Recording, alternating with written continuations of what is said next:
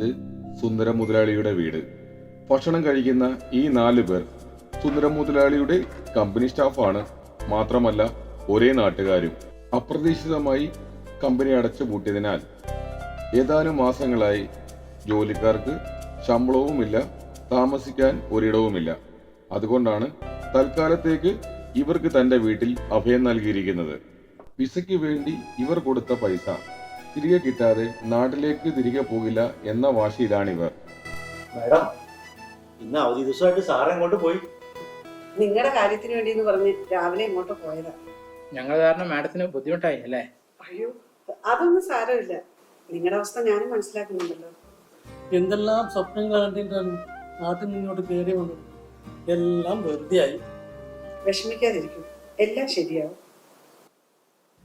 Madam, ഇന്നത്തെ breakfast super ആയിട്ടുണ്ട്.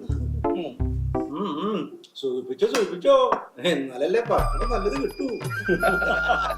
എന്ത് കഴിക്കും? മോളെ എന്തെടുക്കുവാ? അയ്യോ, അങ്ങനുള്ളത് വേണ്ടായേ, മോള് തന്നെ കളിച്ചോളൂ. ഈ ന്യൂ ജനറേഷൻ കളിയൊന്നും അങ്കിൾമാർക്ക് അറിയില്ല. അതുകൊണ്ട് നമുക്ക് പാട്ട് പാടാൻ അറിയാം. മോളെ നല്ലൊരു പാട്ട് പാടിക്കും. നമുക്ക് ഇഷ്ടമുള്ള ഒരു പാട്ട്. മോളെ ശങ്കരാഭരണം പാടിക്കോ. ശങ്കരാഭരണമോ, ആ പാട്ട്. അയ്യോ, ആ പാട്ടൊന്നും എനിക്കറിയില്ല. ആ പാട്ട് അറിയില്ലേ? പിന്നെ എന്ത് പാട്ടറിയ? പാട്ടിന്റെ ഏജീസ് അറിയാത്ത ആളാ ശങ്കരാഭരണം പാടാൻ പറഞ്ഞതേ. പട്ടാണ് അയാൾക്ക്. അവൾക്ക് ഇഷ്ടമുള്ള പാടിക്കോട്ടോ. മോൾക്ക് അറിയാവുന്ന ഏതെങ്കിലും ഒരു പാട്ട് പാടിയാൽ. മോളെ ബെസ്റ്റായി പാടിയ അങ്കിളിന് വന്നൊരു സമ്മാനം ഉറപ്പായി. എന്തിനാണ് ഈ കൊച്ചിന് ഓരോ പറഞ്ഞു മോഹിപ്പിക്കുന്നത്? പട്ടി ബിസ്ക്കറ്റ് മേടിച്ച് കയ്യില് കാശ് എന്നിട്ടാ മോളെ ഈ ഭ്രാന്ത. ഇത് നോക്കണ്ട, മോൾക്ക് അറിയുന്ന പാട്ട് ഏതാ ചോദിക്കും? ഇംഗ്ലീഷാ, ഹിന്ദിയാ, മലയാളം, ഏത് പാടിയാലും കുഴപ്പമില്ല.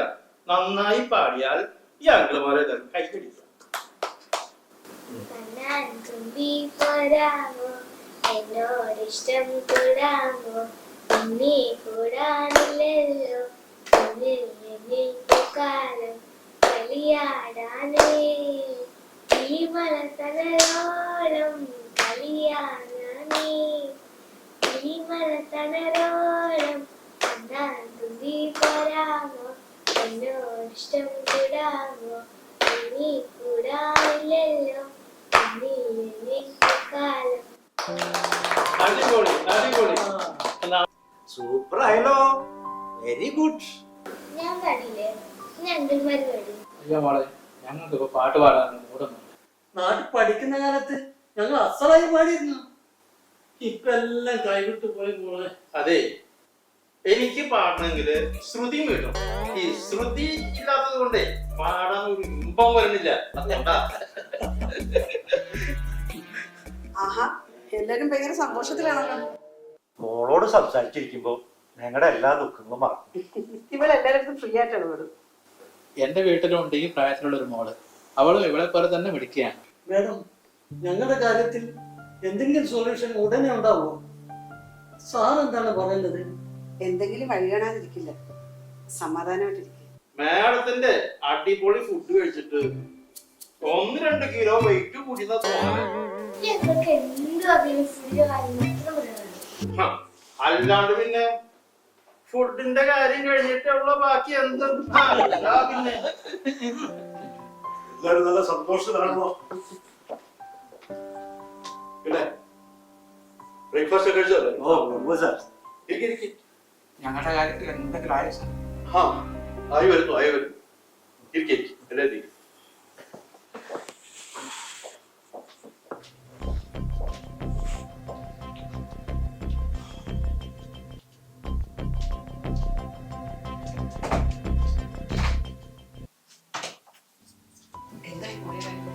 ഒന്നും ശരിയായില്ല.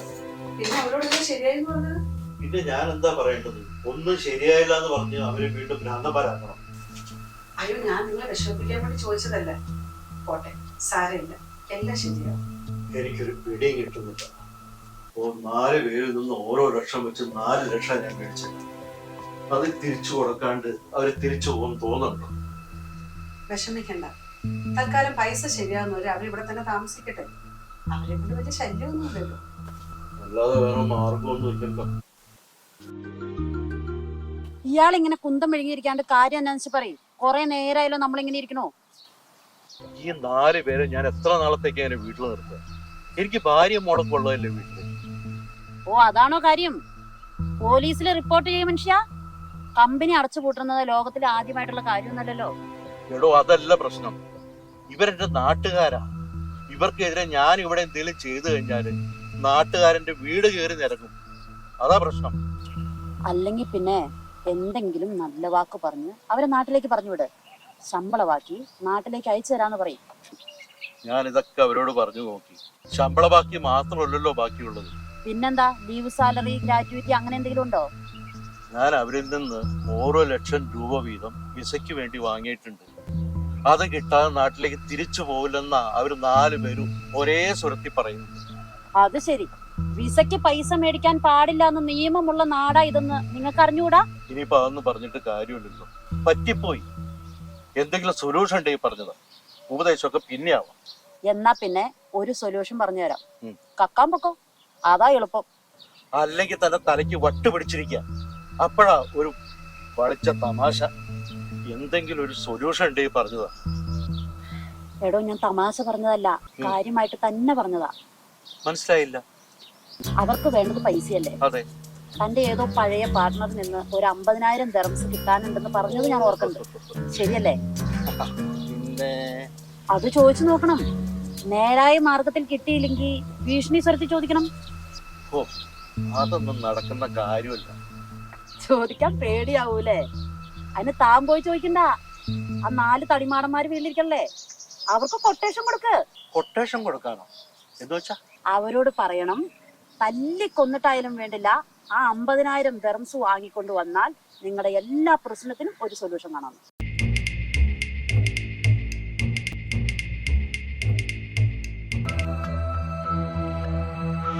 ഇവിടെ പ്രശ്നമാവോ? ഇയാള് ധൈര്യമായിട്ട് പോ. ഞാൻ പറഞ്ഞതുപോലെ അങ്ങ് ചെയ്താൽ മതി. എനിക്ക് ഷീറ്റ് എടുക്ക്. ഈ കാലൊന്ന് മാറ്റി വെക്ക് മനുഷ്യ. അയ്യേ, ഈ വയറ് കാരണം ഇരിക്കാൻ പറ്റുന്നില്ല. ഇവിടുത്തെ നിങ്ങളുടെ ഒരുക്കം ഇതുവരെ കഴിഞ്ഞില്ലേ? പെട്ടെന്ന് ചെല്ല, അവരോട് കാത്തിരിക്കുമായിരിക്കും. ഞങ്ങള് റെഡിയായി. മമ്മി, നമ്മൾ പുറത്ത് പോവോ? എനിക്ക് ഐസ്ക്രീം വാങ്ങി തരുന്നുണ്ടാ? മമ്മി വാങ്ങിത്തരും. വേഗം പോകാൻ നോക്ക് നിങ്ങള്. ചെല്, പെട്ടെന്ന് ഇറങ്ങി, പെട്ടെന്ന് ഇറങ്ങി. ശരി, ഞങ്ങളെന്നാ പോയിട്ട് വരാം. ശരി. വാ.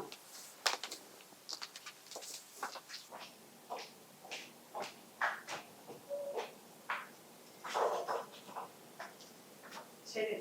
ഓക്കെ.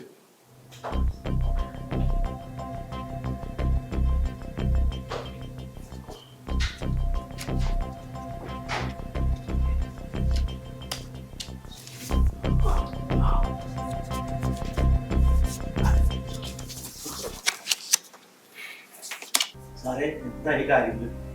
എല്ലാം ശരിയായി വരുന്നുണ്ട്. എല്ലാ കാര്യങ്ങളും ശരിയാക്കുന്നു കേട്ടോ. ഇത് കുറച്ച് ദിവസങ്ങളായി കിടക്കുന്നതല്ല സാറേ. കുട്ടികളുടെ കേസും പുസ്തകങ്ങളൊക്കെ ഒരുപാട് ചെലവുകളാണ്. സാറേ, എന്റെ മൂത്ത മോളുടെ കല്യാണം വരാൻ പോകുന്നത്. ഈ സമയത്തെങ്കിലും എന്തെങ്കിലും കിട്ടിയായിരുന്നെങ്കിൽ ഉപകാരമാണ്. എന്റെ മോളുടെ കല്യാണം പറഞ്ഞേ നല്ല അടിപൊളി തിരികെ. ഇതിനൊക്കെ ഉള്ളൊരു മാർഗമായിട്ടാണ് ഞാനിപ്പോ ഇവിടെ വന്നു നിൽക്കുന്നത്. പിന്നെ ജീവിതത്തിലെ നേട്ടങ്ങൾ ഉണ്ടാക്കണമെങ്കിൽ കുറച്ചൊക്കെ റിസ്ക് എടുക്കേണ്ടി വരും. അങ്ങനെ നിങ്ങൾ റിസ്ക് എടുക്കാൻ തയ്യാറായി കഴിഞ്ഞാൽ കാര്യങ്ങളെല്ലാം വളരെ സ്മൂത്തായിട്ട് നടക്കും. ഇപ്പോഴത്തെ അവസ്ഥയില് എന്ത് റിസ്ക് എടുക്കാനും ഞാൻ തയ്യാറാണ്. ആകെ നിയന്ത്രണം പോയിരിക്കാണ് സാറേ. സാറ് പറഞ്ഞു എന്ത് വേണമെങ്കിലും നമുക്ക് ചെയ്യാം. ഒരു കാര്യം ചെയ്യ്, എല്ലാവരും ഇരിക്ക്. നോക്ക്, എനിക്കൊരാള് 50,000 ദിർഹം തരാനുണ്ട്. അത് കിട്ടിക്കഴിഞ്ഞാൽ നിങ്ങളുടെയും എന്റെ എല്ലാ പ്രശ്നങ്ങളും തീരും. ഓഹോ, എന്നിട്ടാണോ? എന്നാ അത് പിടിച്ചു വാങ്ങും സാറേ. അയാൾ തരണ്ടേ? സാറിന് വാക്ക് പറഞ്ഞാൽ മതി. വേണ്ടി വന്നാൽ അയാളുടെ കയ്യും കാലം തല്ലി പൊടിച്ച് കയറാൻ പറ്റില്ല. പൈസ ഞങ്ങൾ പിടിച്ചു. അയ്യോ, അതൊന്നും വേണ്ട. ചെറുതായിട്ടൊന്ന് ഭീഷണിപ്പെടുത്തിയാ നിങ്ങളെ കൊണ്ട് അതൊക്കെ സാധിക്കും. പേടിയുണ്ടെങ്കിൽ വേണ്ട. സാറേ, ജീവിതത്തിൽ ഇന്ന് വരെ ആരും ഉപദ്രവിച്ചിട്ടില്ല. ദേഷ്യപ്പെട്ട് സംസാരിക്കുക കൂടി ചെയ്തിട്ടില്ല. നിലനിൽപ്പിന് വേണ്ടിയിട്ട് എന്തും ചെയ്യാൻ തയ്യാറായ അവസ്ഥയാണ് ഇപ്പൊ ഞാൻ.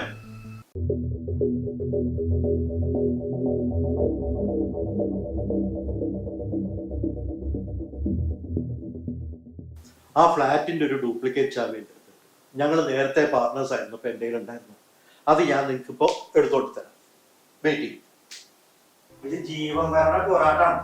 സാറ് പറഞ്ഞ പോലെ റിസ്ക് എടുക്കാതെ ഒരു കാര്യവും നടത്തില്ല. പിന്നല്ലാതെ മോളുടെ കല്യാണത്തിന് ഒന്നും കൊടുക്കാൻ പറ്റില്ലെങ്കിൽ അത് ആലോചിക്കാനേ വയ്യ. അതെ, ഈ കാശ് കിട്ടിയിട്ട് വേണം വയറ് നിറച്ച് ബിരിയാണി എടുക്കണം.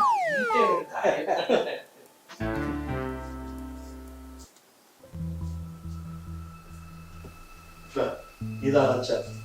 നിങ്ങൾ അവിടെ ചെല്ലുമ്പോ അദ്ദേഹം അവിടെ ഇല്ലെങ്കിൽ നിങ്ങൾ ഈ ചാവി ഉപയോഗിച്ച് അകത്ത് കയറും. പിന്നെ ഭീഷണി മാത്രം മതി, ദേഹോപദ്രവം ഒന്നും ഏൽപ്പിക്കും. അതൊക്കെ ഞങ്ങൾ ഏറ്റു സാറേ. കുറെ നേരമായി പരിഗണിക്കുന്നു, ആരും തുറക്കണില്ല. ചാവി ഉണ്ടല്ലോ തുറക്ക്. സൂക്ഷിച്ച്. അതെ, ആരും ഇല്ല. വേഗം തുറന്നോ, വേഗം തുറന്നോ.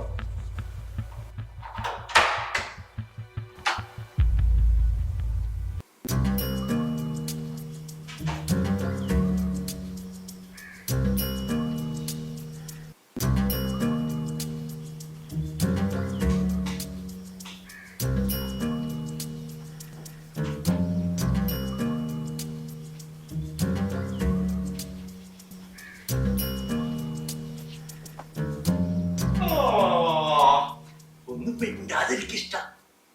എനിക്ക് വിശക്കണു. ഇവിടെ കിച്ചൺ എവിടെയാ നോക്കട്ടെ. ഒന്ന് മിണ്ടാതിരിക്കേ.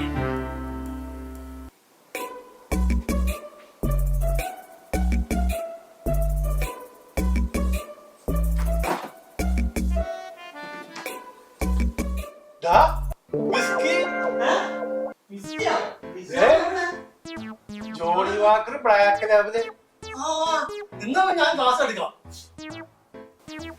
എന്തിനാണ് ഇങ്ങനെ അക്കാന്ത കാണിക്കാൻ? അയാൾ വരുന്നതിനൊപ്പം ഓരോ പെഗ് അടിക്കില്ല. ഇതൊന്ന് മണപ്പിച്ച് നോക്ക്. ഇത് വിസ്കി തന്നെയാണോ അല്ല പെട്രോൾ ആണോ നോക്ക്. അടിപൊളി വിസ്കിയാ. അതെയാ?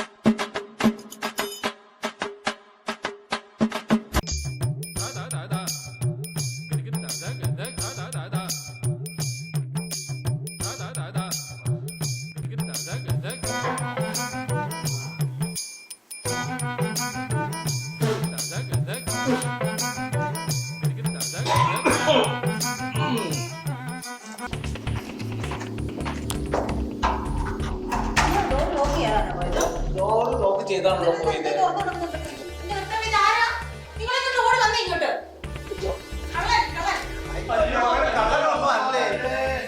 നിങ്ങൾ പിന്നെ കള്ളന്മാരല്ല, നിങ്ങളെ കാരണം. എന്റെ മനുഷ്യ, നിങ്ങൾ അത് ഇത് പറയാതെ പോലീസിനെ വിളിക്ക് പോയി.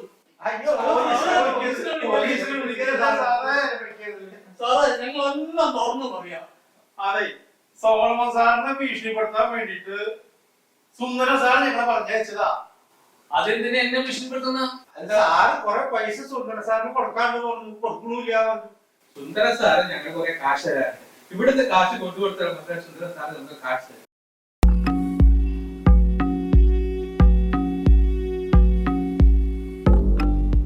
സത്യത്തില് ഞാനല്ല അയാൾക്ക് പൈസ കൊടുക്കാനുള്ളത്, അയാൾ എനിക്കാണ് പൈസ തരാനുള്ളത്. സ്വതവേ അയാൾക്ക് പൈസയോട് വളരെ ആർത്തിയാണ്. അതൊന്നും ഞങ്ങൾക്ക് അറിയില്ലായിരുന്നു സാറേ. അപ്പൊ സത്യത്തില് സുന്ദര സാർ നമ്മളെ പറ്റിക്കായിരുന്നു. അയാൾ സുന്ദരനല്ല, വിരൂപനാ. നിങ്ങൾക്ക് ജോലിയും വരുമാനം ഇല്ലാത്തതാണല്ലോ ഇപ്പോഴത്തെ പ്രശ്നം. ആ പ്രശ്നം സോൾവ് ആയി കഴിഞ്ഞാൽ നിങ്ങൾ ഹാപ്പി ആവില്ലേ? തീർച്ചയായും. എന്റെ കമ്പനിയിൽ നിങ്ങൾ ജോലി ചെയ്യാൻ തയ്യാറാണോ? എങ്കിൽ നാളെ തന്നെ എന്റെ കമ്പനിയിൽ ജോയിൻ ചെയ്തോളൂ. ഞങ്ങൾക്ക് വിശ്വസിക്കാൻ സാധിക്കുന്നില്ല സാറേ. വിശ്വസിച്ചോളൂ, ഞാനല്ലേ പറയുന്നേ. പിന്നൊരു കാര്യം, ഇതുപോലെയുള്ള കുത്തുകളികളൊന്നും ഇനി മേലാൽ ചെയ്യാൻ പാടില്ല. ഇത് നമ്മുടെ നാടല്ല, അത് നല്ല ഓർമ്മയാണ് എല്ലാവർക്കും. നിവൃത്തിയോട് കൊണ്ട് ചെയ്തു പോയതാണ് സാറേ. സാറേ, എനിക്ക് വിശപ്പ് തോന്നിയപ്പോ ഞാൻ കിച്ചണിൽ പോയിട്ട് ഒന്ന് തപ്പി നോക്കി. അപ്പൊ അവിടെ ഒരു ബോട്ട് കണ്ടു. ഞങ്ങൾ എല്ലാവരും കൂടി അതങ്ങ് പൊടിച്ചു തീർന്നു. വിഷമം തോന്നിയത്. ഓ അത് സാരല്ല നീ. എടി ഹോട്ടലിൽ നിന്ന് വല്ല ഫുഡ് നമുക്ക് ഓർഡർ ചെയ്യാം. ഓക്കെ അല്ലേ?